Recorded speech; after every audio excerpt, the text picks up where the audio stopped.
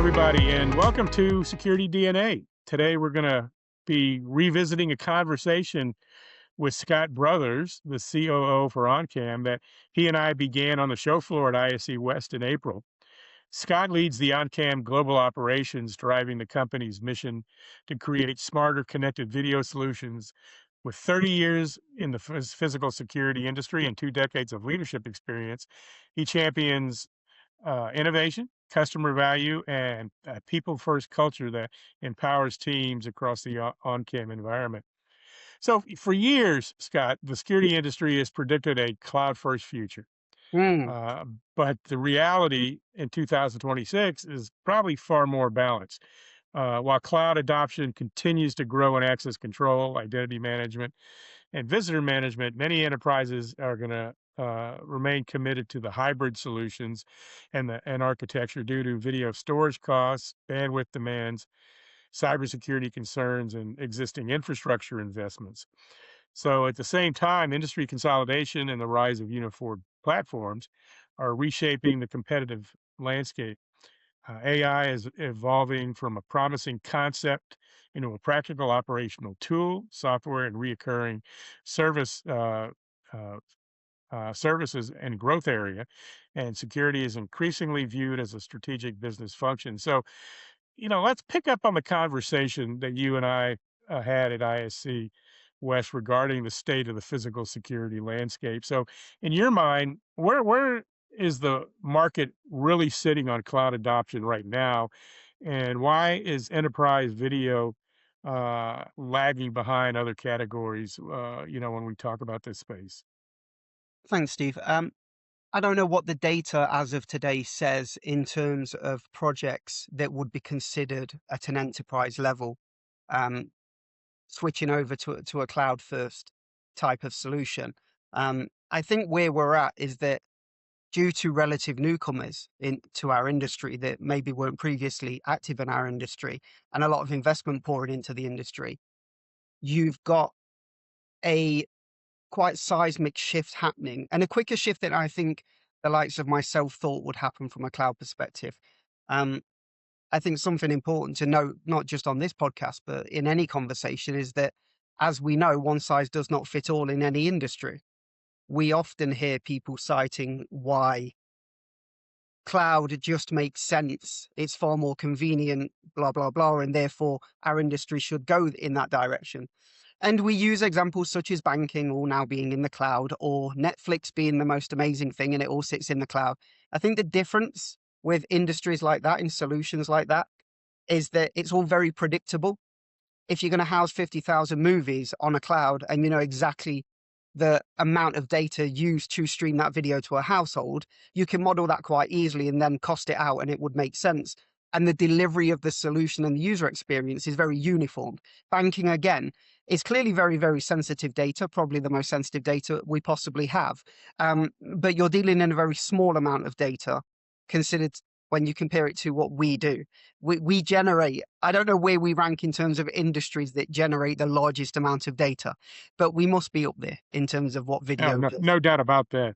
So any idea that this shift was going to happen quickly and not have a hybrid version in between, I think would just be a fallacy. And also any thoughts around one size fits all and you should definitely go cloud, or you should be on-prem, or you should be somewhere in between. I think you only know whether that's the correct solution, or which of those three is the correct solution, when you sit down and understand the requirements from the end user. That's when you can start to draw conclusions. To that point now, when we started seeing some consolidation, especially in late 2025, where we saw the Brivo Eagle Eye Networks merger, what does that signal for independents and their integrator partners in our industry?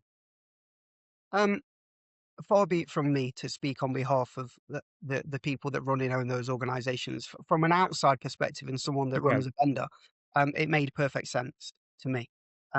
I've said often, and I think I might have mentioned to you, Steve, that inflection points are very rare. True inflection points, in my opinion, are very rare in this industry. I was fortunate enough to join Sensormatic in the 90s, and we provided an end-to-end solution from us to the end user. We installed it ourselves. That was the beginning of my career. I was the kid on the ladder, screwing the cameras in. Um, and we could be absolutely certain that it would work 9 times out of 10 because we were manufacturing all of it. I think until the next big inflection point, which a lot of people I hope would agree was probably when the Swedish company created IP video. Um, and it was amazing what they did. That was a true inflection point. And then you had the analog to IP. I think there was an attempted inflection point with analytics a decade ago, and the lack of AI and the lack of compute power and the lack of real intelligence failed to deliver. Whereas now I think you're getting an inflection point where procuring your solution from a single end-to-end vendor probably makes sense because they can just make it all work on a greater scale and to more accuracy and greater outcomes. There may be a best of breed offering. I see certain organizations are currently offering a best of breed and an end to end, but I think from the outside, again, looking in, the reason to bring Brivo and Eagle Eye together is it makes for a very, very powerful and compelling end to end. And I also think it makes it easier for integrators. And I believe it makes it easier for them because they then have got one organization to communicate with and to Correct. understand their roadmap and understand the what, whys, and wherefores of what they do. So I believe actually I don't believe the best of breed is over by any stretch of the imagination. I do believe we're probably going back to a lot of end to end. And I think you can see that in the newer companies that have come to the industry as well. They offer very powerful end to ends.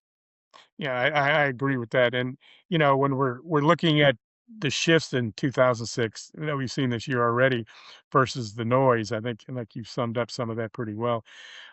So I mean, there's still a lot of cloud myths that are persistent today, and misconceptions that are slowing enterprise cloud video adoption, which include cost, control, security, and bandwidth. How do you address some of those misconceptions and make it easier for the user and the integrator to kind of put together a working partnership to make this transition work? I think we have to ask the right questions and then we have to listen a lot, if I'm honest with you. No, Um, no. Yes.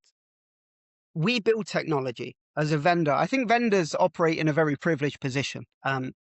I've been an integrator, as I say. I started as an apprentice engineer. I've ran engineers. I've been a project manager, and I've been at the very forefront of communicating directly with the end user. Vendors, a lot of vendors, don't have that relationship. That relationship exists through an integrator. So as opposed to us say cloud is better because of this. And sorry to disappoint anyone, but I'm not going to come on today's podcast and go, everyone should go cloud, because I don't believe that's the case. Do I believe that ultimately, with the improvement of connectivity and features and benefits and an understanding of storage, that people will go cloud? Yes, I think it's an inevitability. As the surrounding technologies that make this possible and make this really reliable become even more reliable, then I believe it's a natural progression for people to take. Um, so, from a myths perspective, I guess one of them would be so cloud companies want to store all of the video in the cloud. Well, no, because it's simply not possible. Um, you have to have a hybrid approach. You have to have a storage capacity and ability on site to be able to deal with most of the video. And then you need to be able to send the exceptions and the ones that are of great interest to a place where it can be distributed very easily, which is the cloud. The cloud is very much the enabler. It's not that, in my opinion, it's not the storage. Can it be used for the storage? Yes. I don't know if anybody has ever priced up how much it would cost to store 150 cameras full time on a cloud solution, but it would be very expensive. So until cloud storage reaches a point and connectivity reaches unbelievable reliability that all of your video can go to the cloud, I think it's important to point out at this point that most cloud vendors, I would imagine, are not stating all of the video should be in the cloud. I think that's probably the biggest myth. It doesn't Right. have to be either or. It's not just all on-prem on a server or all needs to go to the cloud. Um, and also cloud companies that build technology, by the way, would not be able to handle the costs associated with all that video going to the cloud. They would never be able to put out a tender or enter a tender where they were competitive if all the video was to go to the cloud. So I think Yeah. storage is probably the biggest one. Yeah, and that's a great point because when you're talking about that hybrid edge plus cloud model, and you got vendors that are trying to push that all or nothing approach.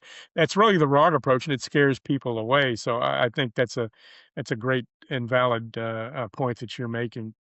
So when we look at the role of the channel partners in this evolving security environment, give us a little example on how integrators are moving toward reoccurring monthly revenue models without disrupting their current and existing business, because this is a big change for a lot of these integrators. Yeah, I know we talked about this a little at the show, but Yeah, we I did. think this is probably the one of the biggest challenges to adoption. Um, and you can see why particular business models may not choose to therefore put the channel front and center of their route to market. Um, because if channel partners and integrators are trying to work out, they're kind of torn between two worlds. One is there's a real lust, if you like, from all companies to create this recurring revenue model because of the perception it does for your market value and how much your company would be worth. And I get that drive. Also, being able to give a very understandable and sustainable monthly cost to your end user is fantastic. But we must remember that a lot of installers and integrators run their business in their cash flow relies on CapEx. So if you were to take an integrator who's turning over $10 million in the Midwest, for example, and you go, okay, flip all of your customers to RMR, just think how much your company would be worth moving forward. Their first question, if I was the CEO of that integrator, I'd say, and what do I do for cash in the meantime? Because a project that would have banked me 40K, I'm not going to get any of the software element, but I am going to get this, whatever the license cost is per year, and I'll be able to bill that on a monthly recurring revenue. So I'm not sure that's been figured out, Steve. I know when we spoke, I'd actually recently spoken to a finance and ops director for a large Right. American integrator. And he came straight on the call and he said, I love the technology. He said, I love the ability to do more centrally with a cloud hosted solution and not have to roll trucks for guys to go to site, blah, blah, blah. He said, the challenge we're having is a financial challenge, is how do we bridge this gap? And I think probably tentatively to begin with is the only way that it can be done. Yeah, and we also talked about that channel first uh, model as well. And in your mind, what does channel first actually mean in practice, and what do vendors owe their partners during this cloud migration? What do we owe them? Now I'm biased, Steve. I was an integrator for the best part of 16 And years. that's how I want to hear your biased opinion on this. I think that the integrator market has done a great deal for both end users and vendors over many, many decades. I do not believe that the onset of cloud technologies and AI in any way need to preclude the channel partner from playing a key role in it. And I also know from my own experience that a channel partner to you, I'll try not to use too many cliches today, Steve, but I do believe they are the trusted advisor. Sure, And the flashy vendor can come in and join meetings, etc. But at the end of the day, the person that's going to pick up the phone is the account manager or the project manager or the service manager from the integrator and deal with all of the crap that can occur during sure. implementation or ongoing maintenance. So, for that reason alone, there is so much knowledge and trust being built up between a channel partner and integrator and their end user. Vendors should want to leverage that anyway. And I think a lot of vendors do. For an organization of our size, remember we're 40 to 50 people, we're not 500 to 1,000 people. The OnCam team will continue to grow throughout this year and next. But what an integrator also gives you is a force multiplier. If you have an integrator that buys into what we're doing as a vendor and they feel like they're a true partner of ours and they have a sales team of 10, then all of a sudden OnCam has a sales team of 10 across Pan America or across Europe or in the Middle East. And these guys know what they're doing. They've been at the cutting edge of it for so long. And as I said at the top of this, they deal with a lot from the end user. So for me and for our strategy, they are absolutely front and center of our go to market for all of the reasons I've just mentioned, and many we probably don't have time to go into. But I don't think we should underestimate in any way the value that they bring to the end user and the vendor. Yeah, and no doubt. I mean, again, that openness definitely protects the integrator, but also protects the end user, and that's key. You got to have Mm. that trust and relationship. So you kind of hit on AI. So let's jump on that real quick and have an honest conversation about that. When we cut through the AI washing, in your opinion? What edge does AI generally deliver today versus the marketing claims that you and I both heard on the show floor in Las Vegas in April? Well, I think it's fair to say that everybody put AI at front and center in terms of their Oh messaging, yeah. the PR. I'm not sure if every end user knows what we mean as an industry by that. We do tend to sometimes speak in speeds and feeds, and I think the late great Steve Jobs said that that's kind of the worst thing you can do for your customer. Really, they need to understand what that technology you're describing would give them as a result. And I think we overcomplicate things sometimes as an industry. Whether we do that for marketing purposes is a debate for another day. I think ultimately, if you're an end user and you run a bunch of schools or a bunch of shopping malls or stores, or you have factories, critical national infrastructure, you want to protect your assets and your people. You want to do that in as proactive a fashion as possible. And when something goes wrong or is about to go wrong, you want to know as early as possible. And I think this is where AI comes in. And I talked briefly earlier about the 10 years ago, analytics is going to save the world and it's going to make all the difference. And then when it got rolled out, ultimately, there were lots of false positives. It didn't give the business intelligence that all the retailers thought it would give. I think AI as a technology is so powerful that it now gives us vendors and integrators an ability to deliver a proactive video solution. And what I mean by that is people really don't want to spend 24 hours a day sitting in front of a screen hoping they see something happen. I remember during my days at Axis, somebody gave a speech once about the total concentration time of a security guard sitting and staring at a screen. I don't remember the exact time, but it was a really short period of time compared to what Sure. we expect those people to do. So I think being able to use AI to drive your analytics, and that may be edge based, it may be cloud based, it may be a hybrid. Typically, when you're a company like us, you deliver your features from edge to cloud. I think being able to deliver a low maintenance solution which identifies and flags the events which you actually care about in a timely manner is all AI really needs to do. Nobody needs to know you've got AI this, AI that. They just want to know, can I watch this less and it will bring my attention to the things I care about more? That's where I think AI comes in. We just need to message that correctly, I think, to the end users.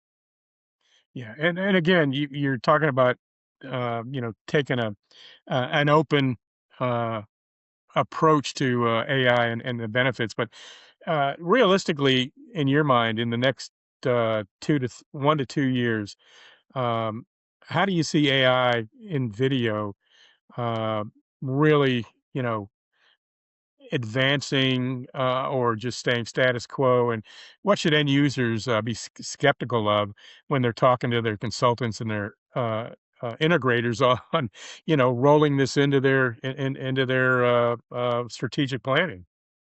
I'm sure all of those integrators and consultants have a great deal of integrity. Um, However, my messaging to them would be careful of escalating costs because the more you leverage AI, the more your costs may go up. Um, I'll give you an example. You could, for example, on an OnCam system, take a thumbnail every 2 seconds, capture that on the edge device, and send every thumbnail for facial recognition or identification to the cloud.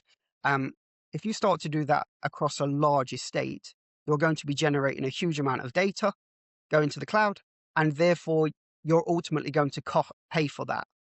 It may be that in the early days, particular organizations subsidize that to build up a customer base, which is very pleasing to look at the numbers and go, look, we've onboarded 5,000 customers in the last couple of years.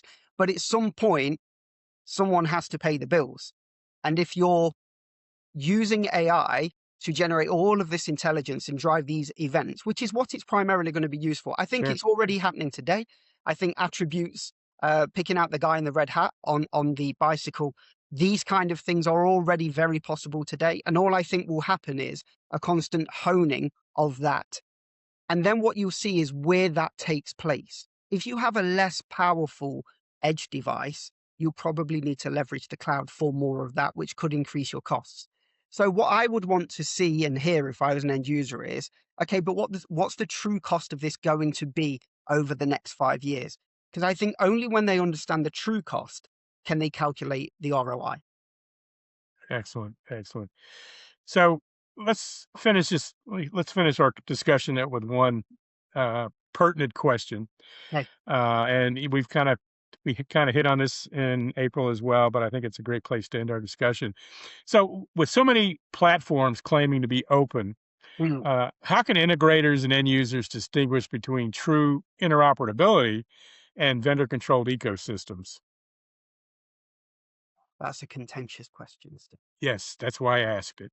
Um, I think you need to do your due diligence and you need to do your research and you have to take it very seriously.